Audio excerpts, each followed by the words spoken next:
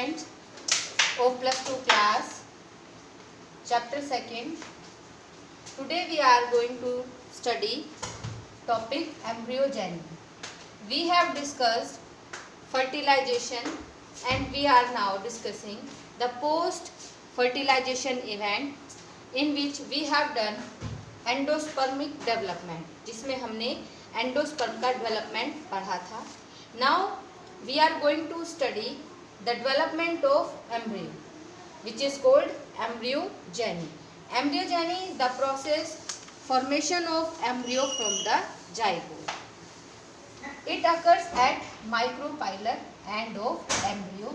Where you know the egg cell was situated on the micropylar end in the egg apparatus.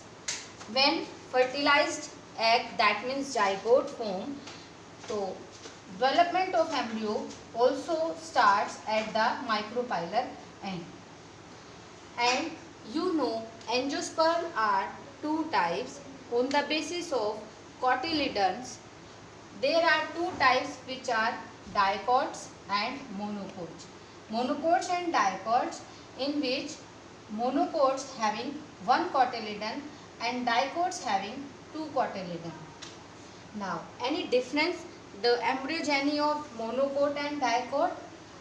Yes, but early stages of embryo development in both are mostly similar. जो early stages हैं वे similar हैं, but जब उसके बाद cotyledon formation के time थोड़ा सा process change है. तो आज हम पढ़ने वाले हैं पहले इन डाइकॉट्स. तो it is the topic embryogeny of dicots. Dicots फिर याद रखना है जिसमें दो कॉटिलिडन हैं और टू कॉटिलिडन्स की वजह से इसका नाम है डाइकॉटिलिडनस प्लांट. एम्ब्रियोजेनी मैंने आपको बताया अभी कि जो ये स्टार्ट होता है जाइगोट से स्टार्ट होता है, जो after fusion of male and female gamete के बनेगा.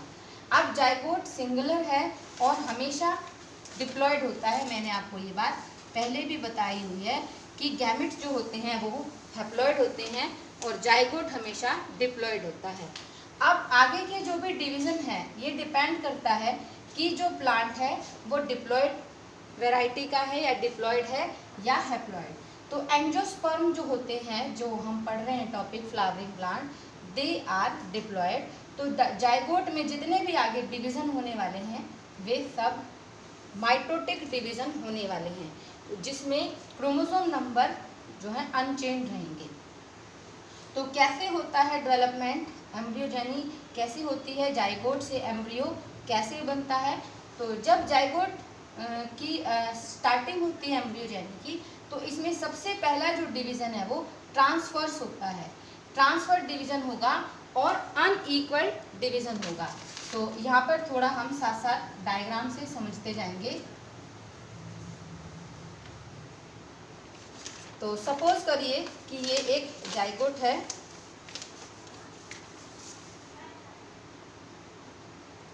तो ये जाइगोट है और जाइगोट में सबसे पहले जो डिवीज़न होगा, पहले तो ये थोड़ा सा लार्ज होगा, बड़ा होगा, और इसमें एक अनइक्वल डिवीज़न हो जाएगा.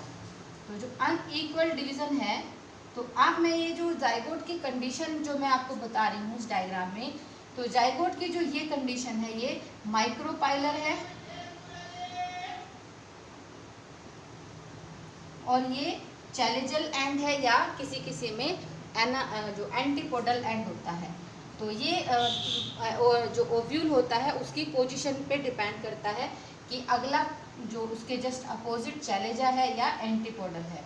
तो ये यहाँ पर आपने समझना है, जो स्मॉलर है, सॉरी ये जो लार्ज है वो माइक्रोपाइलर है.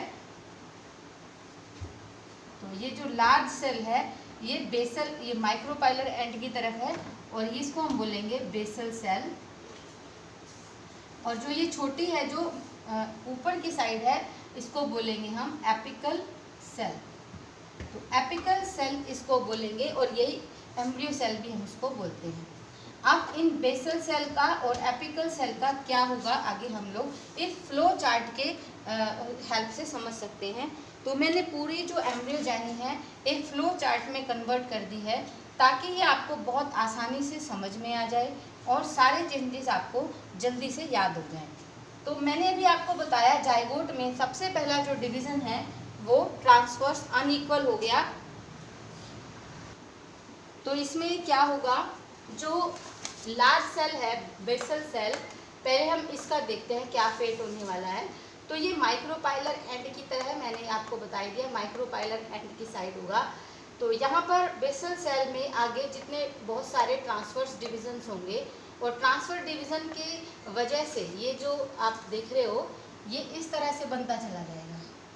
जैसे ये आपकी सेल है एपिकल सेल, तो ये इस तरह से डिवीज़न होने की वजह से इस तरह से फिलामेंट बनता चला जाएगा।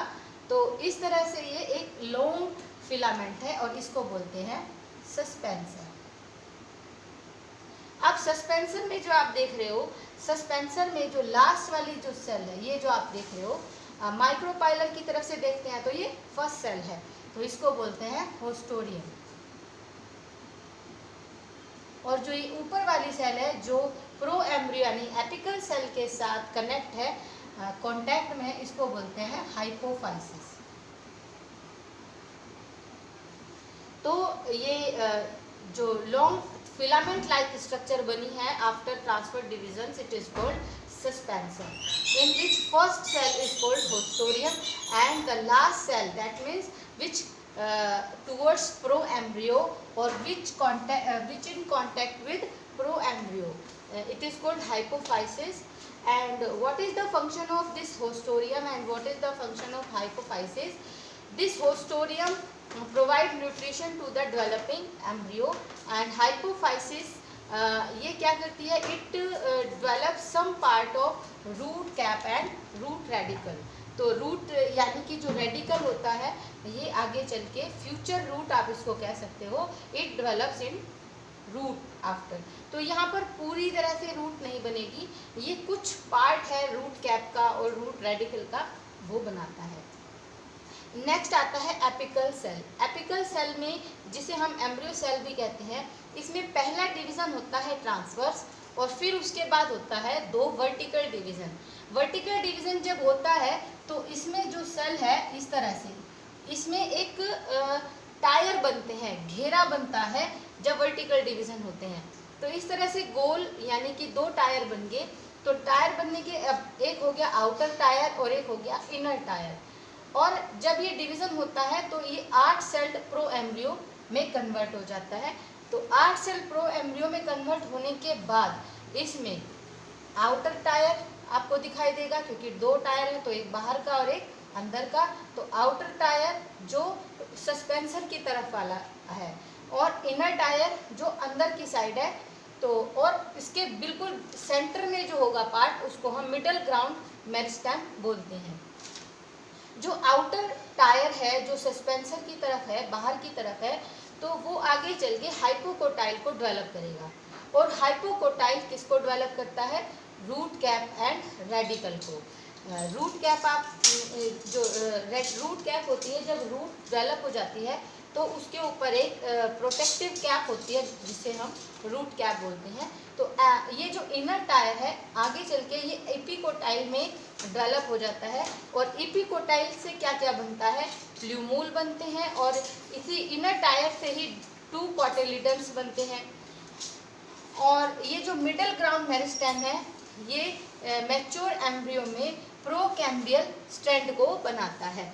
तो ये आगे चल के, क्योंकि ये मेरिस्टेमेटिक है, तो उसकी ग्रोथ के लिए ये रेस्पॉन्सिबल होता है। जैसे अब क्या होता है, जैसे 2 कॉटिलिडन बने और प्ल्यूमूल बना, तो इन दोनों के डेवलपमेंट का जो रेट है वो थोड़ा डिफरेंट होता है। कॉटिलिडन्स जो होते हैं वो फास्टर डेवलप करते हैं रेदर देन प्ल्यूमूल। तो कॉटिलिडन के ज़्यादा डेवलपमेंट की वजह से, ज़्यादा ग्रोथ होने की वजह से, तो ये जो प्ल्यूमूल है ये पुश्ड आउट हो जाता है एक साइड में। ये कॉटिलिडन प्ल्यूमूल को एक तरफ पुश कर देते हैं, तो जिसकी वजह से जो एम्ब्रियो है वो हार्ट शेप आपको दिखाई देता है। तो डायकॉट्स में ज़्यादातर जो एम्ब्रियो होता है वो हार्ट शेप होता है।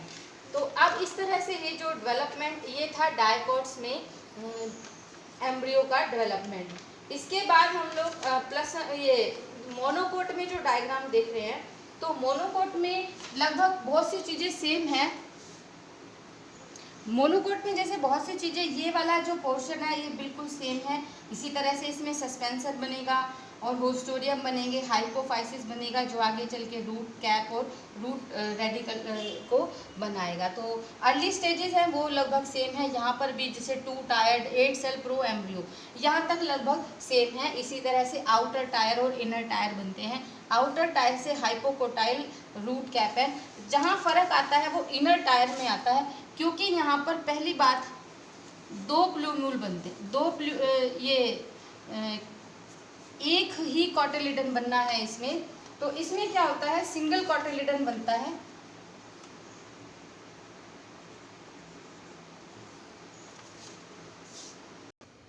तो इसमें क्या होता है, जो इनर टायर है यहाँ तक लगभग सेम है। तो इनर टायर से क्या होता है, प्लूम्यूल का डेवलपमेंट होता है और सिंगल कॉटिलिडन का डेवलपमेंट होता है। सिंगल कॉटिलिडन को स्क्यूटिलम बोलते हैं, स्क्यूटिलम।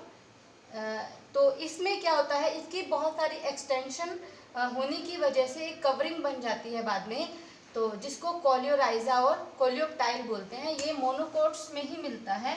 और ये कोलियोराइजा क्या करता है, जो रेडिकल है और जो रूट कैप है, तो जो फ्यूचर रूट है उसको कवर करता है। ये फ्यूचर रूट को कवर करता है और जो कोलियोप्टाइल है ये प्लूम्यूल को कवर करता है। यहाँ पर प्लूम्यूल में एक चीज़ और देखने को है कि जो ये प्लूम्यूल होता है, इस प्लूम्यूल में शूट अपेक्स भी होता है और कुछ लीफ प्राइमोडिया भी इसी वक्त इसमें बन जाती हैं। तो लगभग जो है इनका डेवलपमेंट मोनोकोट और डायकोट में सेम है, थोड़ा बहुत इसमें चेंज है। और इसके बाद हम आगे का टॉपिक पढ़ते हैं। नेक्स्ट हम टॉपिक है हमारा स्ट्रक्चर ऑफ एम्ब्रियो। अगर हम एक एम्ब्रियो की स्ट्रक्चर को स्टडी करते हैं तो हम एम्ब्रियो में 2 पार्ट देखते हैं। एम्ब्रियो में एक तो एम्ब्रियोनल एक्सिस होती है और कॉटिलिडन्स होते हैं। मोनोकोट में 1 और डायकोट में 2। जो एम्ब्रियो की स्ट्रक्चर है वो दोनों में ही जो मोस्टली सेम है।